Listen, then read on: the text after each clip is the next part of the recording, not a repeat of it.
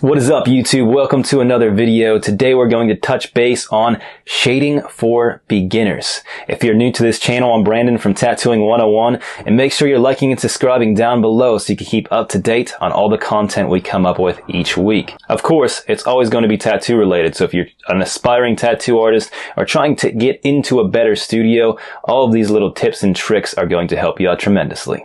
So there's going to be a couple things that you're going to need in order to go along with me in this video. Obviously, you're going to need some mags or shader needles. You're going to need some sort of ink and the fake skins that you are practicing on. I recommend real skins or Frankenskins, something of that caliber, so you could be able to clearly see the transitions you're making in the skin. So today what we're going to be working on is just a simple skull design. This is going to be really easy for you to see all the different shades in the actual design. Now, something for beginners, I highly recommend that you stick to traditional shading whenever you are first starting out until you can get comfortable with that, and then you can go on to pendulum shading and things like that in the future. So we're going to stick to a traditional design to start out with, something not super big so you could really focus on getting nice transitions and things like that. So let's get into the video. Okay, so here's the design we're working on, just a traditional Grim Reaper. Now, what we're going to be focusing on is traditional shading. So what I mean by that is my needles go into the fake skin and then you just whip it out. I'm going to show you over on this corner exactly what I'm talking about. So right here my needles are going to go in, and then you just whip out your hand right like that.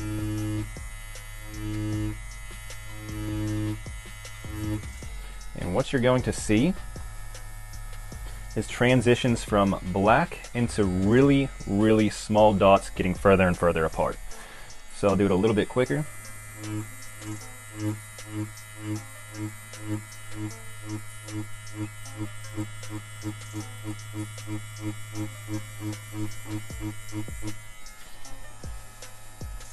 So getting used to that movement right there.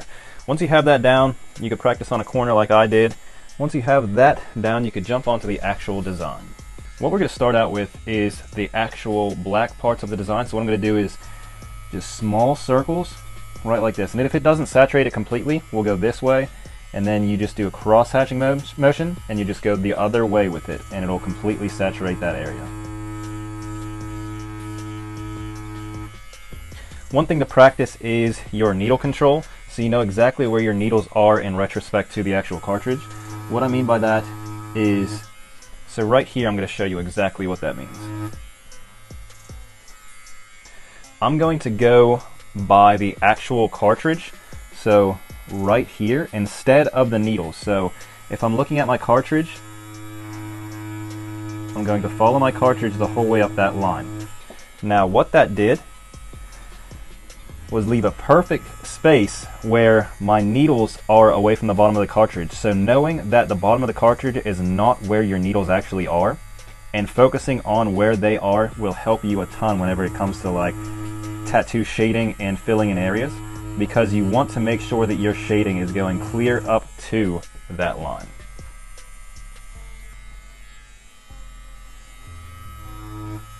Right like that. Now we'll get into these eyes, do the exact same thing. And you might not get it right away, but just practice on going right up to that line with your mag.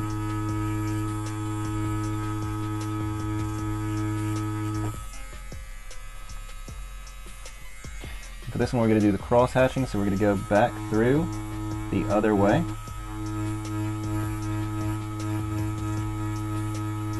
Right like that, and that is how you do the cross hatching.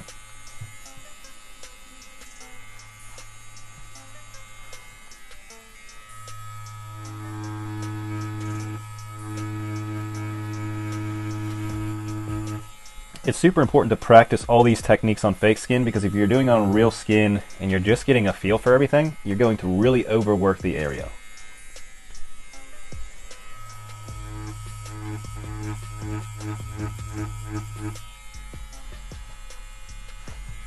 So right here we're going to start our whip shading. So starting from the top and then just whip shading down. So right here, I'm going to show you exactly how it's done. Starting at that line right there.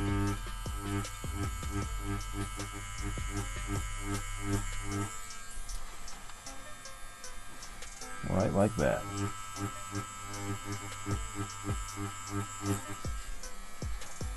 And the more you practice with this, the longer your shading can be. You know, if you're first starting out, focus on just getting the movement down, and then when you're confident, you could really get your shading to, you know, transition really far out. Right like that. Then we're just going to go through and keep practicing that method.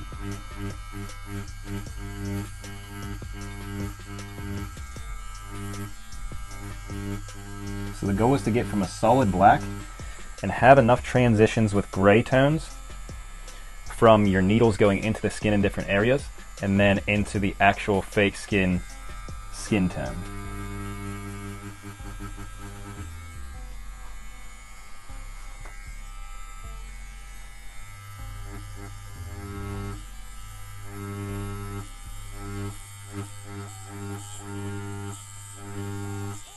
One thing if you're trying to get into traditional style tattoos, the best thing that's going to help you is doing the shading in them before you actually start the tattoo. Knowing exactly where everything needs to go will help you out a ton, so you're not second guessing yourself or trying to figure out, you know, where the shading needs to go mid-tattoo. And then once you get comfortable doing it, you don't have to do that anymore. You'll just eventually know where you want the shading to be.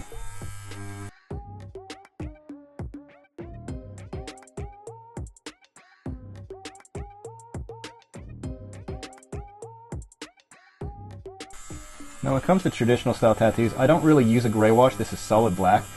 And starting with this kind of method is going to help you be able to get really nice clean shades, because it's really unforgiving. So if you go too dark, obviously it's too dark. So you can clearly see exactly where, you know, you're just staying in one area too long and it'll just show out too dark. So this is a great way to be able to see all of your shade marks, all of the little dots in the actual skin, to know that you're doing it correctly.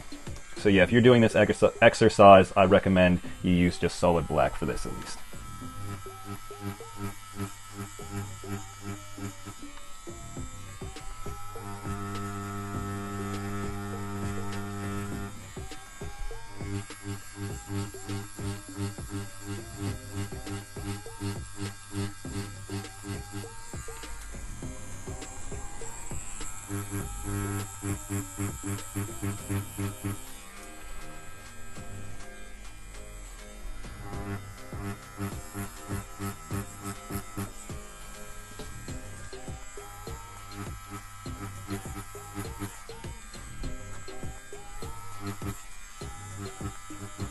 Right here I'm just holding my mag to the side to make some of the marks on the actual mouth.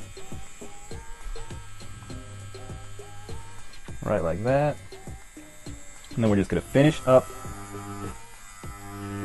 the hood.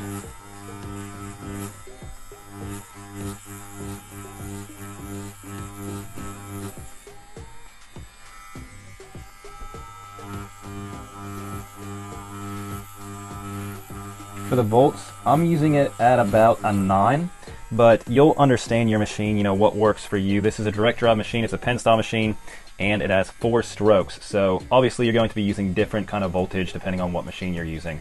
But yeah, I'm using a 9 to a 9.5 right now. That's why my hand speed's probably a little bit faster than what yours would.